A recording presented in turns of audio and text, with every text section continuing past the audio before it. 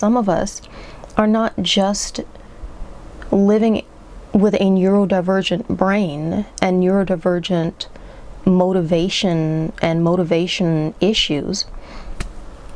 Some of us are dealing with other extremely human things. Sometimes it's private, and sometimes you don't want to, you shouldn't have to tell absolutely everyone. Sometimes you're in a bad position, you have to share and break your own privacy, but we shouldn't have to expose the things that humiliate us. It shouldn't be someone saying, well, you need to do this and you need to do it every day and you need to commit nonstop. Here, do a 30-day plan. And you look at your life, and I've looked at my life, I've never been able to do a 30-day plan, because at a certain point in my life, for the majority of my life, right, at a certain point in my life, I started to realize I will never have 30 days straight. I don't know what I'll have straight, but the stuff that was going on in my life, whether it was because of another human harming me or someone I loved, or whether it was because of ailments I was dealing with, I can't do something for 30 days straight, because I realized I don't even know how many days I have. So I can't make a plan and do things consistently, because functionally sometimes life gets in the way, and sometimes it's not, oh, well, you don't let life get in the way. Honestly, as much as it hurts, the empathic part of me that just loves Christ is really happy that some people believe that, because if you can believe that you can bulldoze through anything, you haven't been through what some of us have been through. And even though it doesn't feel good to have that thrown at you like a weapon, it's ultimately a blessing for someone who doesn't have to know why you cannot be consistent. So if we just get out of that, because sometimes you just can't. Sometimes you truthfully cannot. So I've lived a life dealing with that. It's affected everything I've done. It's affected me when I'll use the term functionally disabled. I mean that quite literally. I know what I'm capable of, and I also know what I've been dealing with. I know what's gotten in my way. I was there. But when it comes down to just trying to eliminate all of that so that those things aren't blocking me, the moments where they're not actively blocking me are not free time, and they're not guaranteed, because I still am functioning with a neurodivergent brain in a neurotypical world. And my brain doesn't work like that. My energy doesn't flow like that. So sometimes, even if I'm just trying to say, okay, I'm just going to live this one day, you know, I can't do it 30 days in a row, but maybe I just try to choose 30 days. That doesn't really even tend to work for me either, because quite frankly, I can't keep track of how many days have been 30 days. I'd have to make a little chart and tick a little list, and sometimes the whole day doesn't work that way, because even if it's just me in relative peace, my brain doesn't seem to feed me what's the level. I don't want to keep saying energy all the time, but it's always about, you know, the ability to do work. It's always about whether or not I have the energy to do something. And sometimes other stuff drains me. Sometimes something unexpected, you know, it's just a few seconds. Someone might interrupt me, and I'm in the middle of doing something. I'm in the business of getting something done. But that interruption fritzes my brain, and then I can't seem to come back from it. It's one of those things where you're like, well, I guess I might as well just take a nap because I'm so exhausted. It's like, oh, I was busy doing it. I got interrupted. The interruption was persistent enough. I forget what I'm doing. I can't remember my words. I forgot my ideas. I'm working with numbers. That's completely frilled away also, because what the heck was I doing? That was a lot to recall. I wasn't keeping track because I was in the midst of doing it. The distraction has destroyed it, you know? Sometimes that distraction just ruins everything. And there's this thing, like the pure ADHD experience of being interrupted and having what I hear referred to as a rage. Send me into a rage. It's just enraging. Sometimes it really is. Sometimes it's really enraging. But for me, very often, probably because of my distinct personality and because I'm having the autistic and ADHD experience, Sometimes it's just sad. Sometimes I'm not enraged. I'm just really, really sad. So I find myself, I don't know, now I'm worried that the video's not even cohesive, but this is where the conversation is going. I find myself just trying to follow.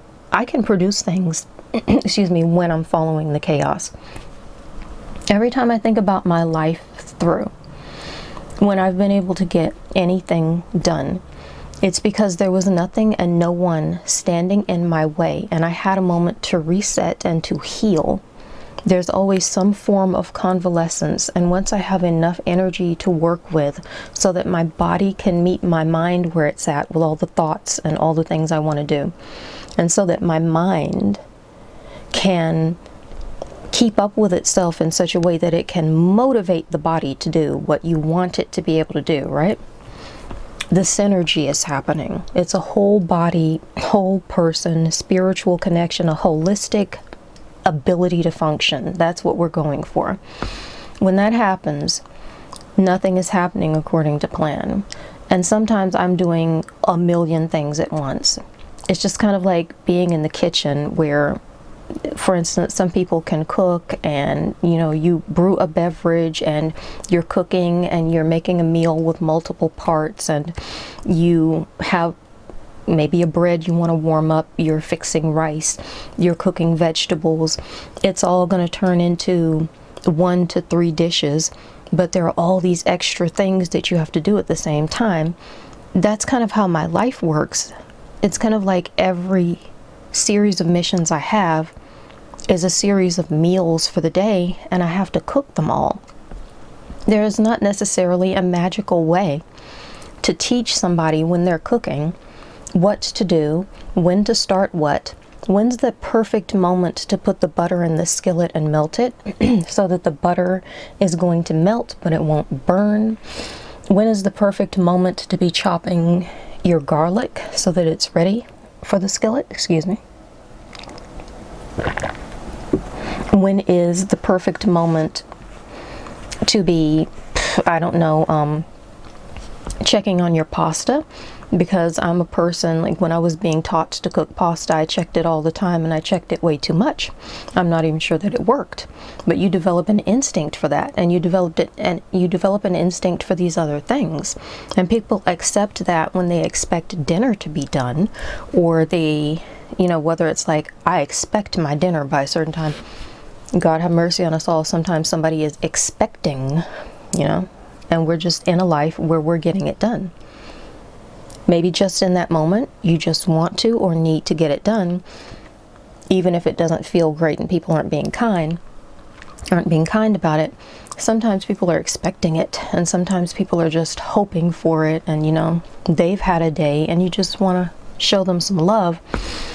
But when people are expecting or wanting that dinner to be done, excuse me, not everyone is in that kitchen with you micromanaging exactly when you chop your garlic, and exactly when you melt your butter, and exactly when you pick up the utensil you use for stirring things and which utensils you use for everything. Because ultimately they're glad that once the dinner is made, they get the dinner and they get to eat and it tastes good and you get to sit down and eat. And the hope is that everybody has a beautiful dinner and you get what you wanted out of the event and they get what they wanted out of the event and everyone has what they need. And so why doesn't it work that way with everything in life? If each and every day is about kind of your tasks are foods, nourishment, something that's nourishing your body, nourishing your life, and you have to find a way to get these tasks together to make little meals, that you can use to fuel your life and not just your body. Why the heck is it that when it comes down to having a neurodivergent brain, everyone is obsessed with exactly when you pick up the wooden spoon and whether or not it's wooden or metallic and whether or not it has slots, and you need to pick it up at a certain time of the day and you have to melt the butter in a very specific way or else you're melting the butter wrong and it's going to spoil the entire dish and you'll never be a good cook because you weren't able to melt the butter at exactly the right time according to them. And it takes all the instinct away. But cooking is an art, and life very much at its core is an art. It's something where you have to develop an instinct for a whole lot of things Even if you have a perfectly set routine that everyone can appreciate, where you do everything at the exact same time of the day, you still have to use some instinctual capacity to understand how to do it so that it works for you. And so if you still end up doing whatever kind of ADHD chaos you've done, if you end up recording a video at 5 a.m., or I can't begin to imagine what time it is. There's a clock, but it's covered. I don't even know what time it is. I don't have a set time for recording the video. You might notice a lot of my videos, I've got all the lights I have available at the moment on. It'll be a lot darker because I don't have any time to record it unless I'm about to go to sleep, or it's just the wee hours of the morning or the night. And sometimes it's just the middle of the day and it'll look normal. But the thing is, for me, it kind of doesn't matter if it looks normal, because it's just when I was able to get it done. I'd like for them to be extremely cohesive, but sometimes they're just not getting done. And I had an extremely chaotic patch of life, and there are a lot of things, some of those issues that are outside of the way my brain works. For a very long time, I wasn't able to make any at all. Interesting stuff kept happening that I don't quite want to talk about or disclose right now. And I'm then just trying to figure out how to relive my entire life and shift, all of my routines and all of my chaos and all of my instinct so that I can function with all of this bizarre, sometimes very destructive new information or new things I have to deal with. And it changes. All of a sudden my consistency goes even more away. That's why there isn't a schedule for this stuff. Because if there's a schedule, I'm not going to hit it anyway. And I'm just going to feel miserable that I can't hit it. And if I try to decide I'm going to put up 2 videos a week, at a certain point in my life I was like, oh, I can easily put up 2 videos a week because I have the ideas, I know how to do it, I'm in a routine with recording. But then life happened and I wasn't able to do that. So it's not just that there wasn't consistency. For a while there was nothing. For a while I was not able to function. And it wasn't because of my neurodivergent brain. It was because of the things that were happening in my life. A lot of different things. Some were more emergent, some were less emergent. But I couldn't do it. And it was that simple. And so I'm trying to figure out how to go back to that instinct of being a child. And that moment of my life where that one person who wanted to make me do it in the specific way said, okay, well, I see you're not doing it in that way, right? You're not putting it away the way I think. It doesn't look organized, but you seem to know where everything was. And in that moment, it taught me something about how other people think and how they process things. Because to me, it just automatically made sense that the individual knows their stuff and their mission better than someone else does. But in that moment, I saw somebody else discover that. And they could see it functionally working. In that moment, that person, that's why I said I was proud of them in that moment. Because I realized you kind of wanted me to fit into a box because you didn't understand that there was anything outside of the box. And the thing that really got me is that there was a change. In that particular individual at that point, I didn't need to do everything so completely the same as what they expected. Because they had a moment of realization, just standing there looking at my stuff and watching me function in the middle of a day. And they just told me, it's actually working for you. And from that point forward, I saw a difference. There wasn't so much stress. There weren't so many things I had to do in the exact same way. And I was given a bit of leeway to just be who I am. And it changed everything. And I was able to relax, and it gave me a sensation of safety as a child that I didn't know I needed because I had never had it until that moment. But once I had it, it changed everything. So now on the flip side of all these things in life, where everybody needs me to do something in a specific way, and sometimes people just legitimately trying to help. They're telling you, oh, here's how it works. This is how I made it, or this is how they say you make it. But it's not actually how it works. For me, that's how everything stops working and breaks down. It's the antithesis of how I think. And if I'm trying to make myself think in a way that I don't think, if I'm trying to make myself be someone who I'm not, if I'm trying to make my body work when it can't, or in a way that it can't, all that's happening is extra harm and something I then have to work through more. You hear this all the time. Medical situations take place and a person is told to rest, but they're used to pushing. So sometimes they push, like, oh, but I have to, oh, but I need to do this. And so what happens, they push their healing back. Their body can't heal. And what they're trying to do is force themselves to function more and to function better. But what's actually happening is that they're forcing the ailment and the wounds to function more and function better, which negates their health. And this is kind of what it's like in the autistic and ADHD mind, trying to do everything in this other way that's not healthy for you. If anything, is just pushing you further away from ever being able to truly be in a truly healthy autistic and ADHD state that's natural and works and is okay.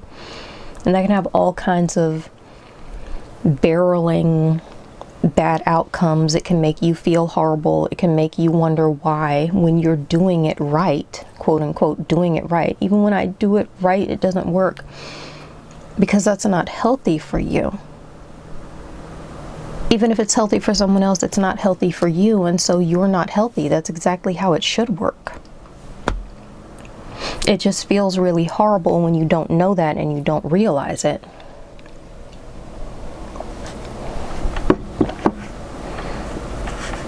I don't even fully know how to explain exactly what the chaos is. I was trying to talk about how everything looks and how everything is in the way, and how I end up with things just, sometimes I have to spread out all of my stuff and leave it so that I can get anything done. But ultimately, when it comes down to that, it's kind of a metaphor, because it's not just about how everything looks. It's about how everything looks, per se. It's about how I'm processing it because of what I've been told and what I've been taught. And I'm just trying to figure out how to follow the chaos. And so I don't even know what to say about it, because on one hand, it kind of needs to be private. And on the other hand, I don't even know how to explain what I've been doing, because it's unique to me. But the other day, I had a day where my energy was just so off the chain in all directions that I was doing something like 5 different things at once. And I was just like, no, I need to stick. I kept thinking, I need to stick with this one thing. I need to finish this one thing, or this one part of this one thing. And then I thought, why?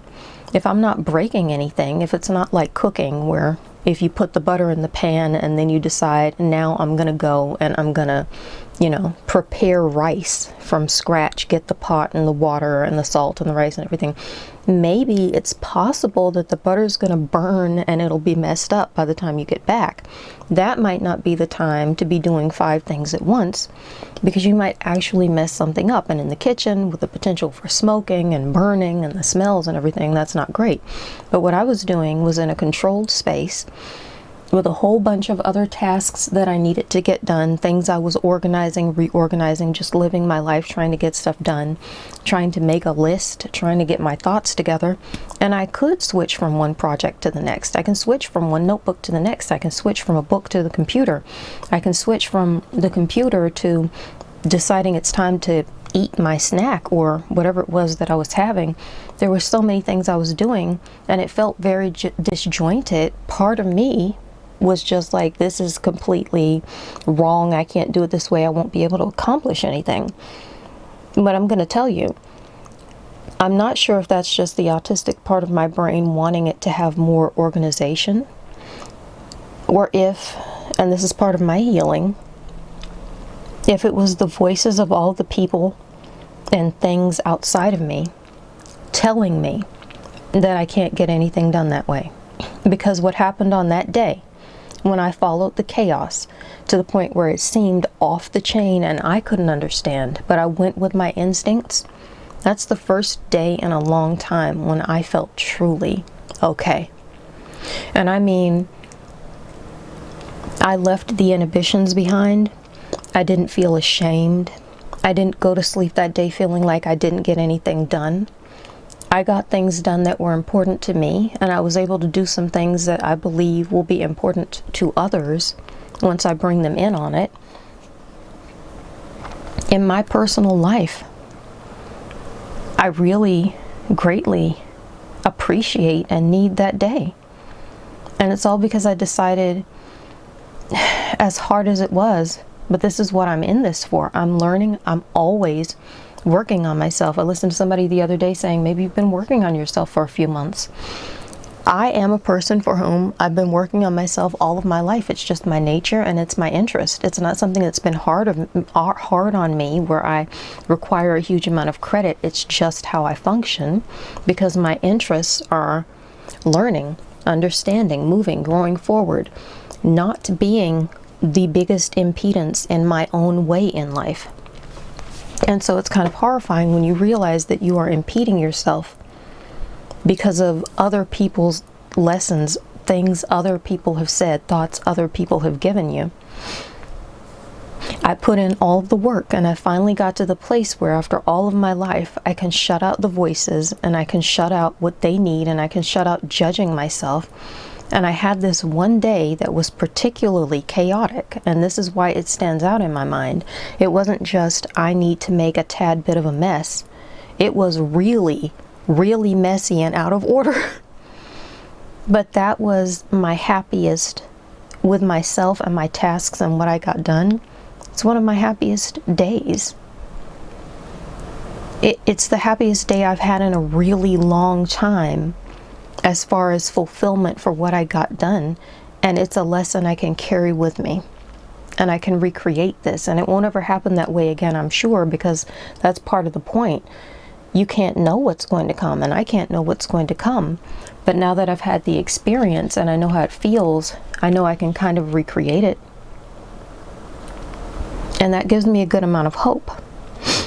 Because, once again, I brought up the concept of being busy, trying to look busy.